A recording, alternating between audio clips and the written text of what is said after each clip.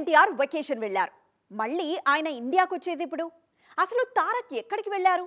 నెల రోజులుగా దేవరకు బ్రేక్ ఇచ్చిన జూనియర్ మళ్ళీ కొరటాల సినిమాలో అడుగు పెట్టేదెప్పుడు? ఈసారి తారక్ పుట్టినరోజుకు రాబోయే సర్ప్రైజ్లేంటి? అన్నింటికీ సమాధానం మన ఎక్స్క్లూజివ్ స్టోరీలో చూద్దాం పదండి.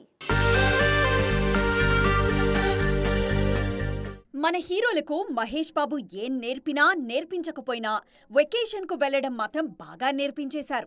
ఈయన కంటే ముందు కూడా హీరోలు వెకేషన్ కు వెళ్లేవారు. కానీ మహేష్ కారణంగానే ఈ పదానికి క్రేజ్ బాగా పెరిగింది. తాజాగా జూనియర్ ఎన్టీఆర్ ఫ్యామిలీతో సహా టర్కీ వెళ్లారు. అక్కడే బర్త్డే వేడుకలు కూడా జరుపుకోనున్నారు.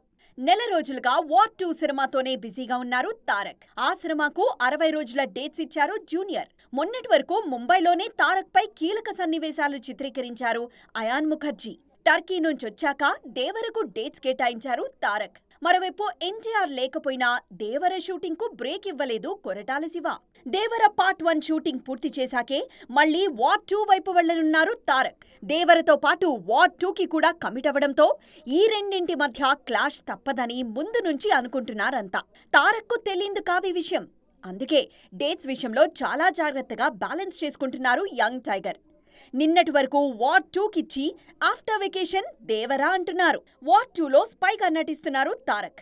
ఈ సినిమా కోసం బరువు కూడా తగ్గడంతో పాటు బాగా మేకోవర్ అయ్యారు. ఇదిలా ఉంటే మే 20న తారక్ బర్త్డే సర్ప్రైజ్లు బాగానే ఉండబోతున్నాయి. దేవర ఫస్ట్ సింగిల్ అదే రోజు విడుదల కానుంది. ఇక వార్ 2 లుక్ వచ్చే ఛాన్స్ లేకపోలేదు. ప్రశాంత్ నీల్ సినిమా అప్డేట్ కూడా రానుంది.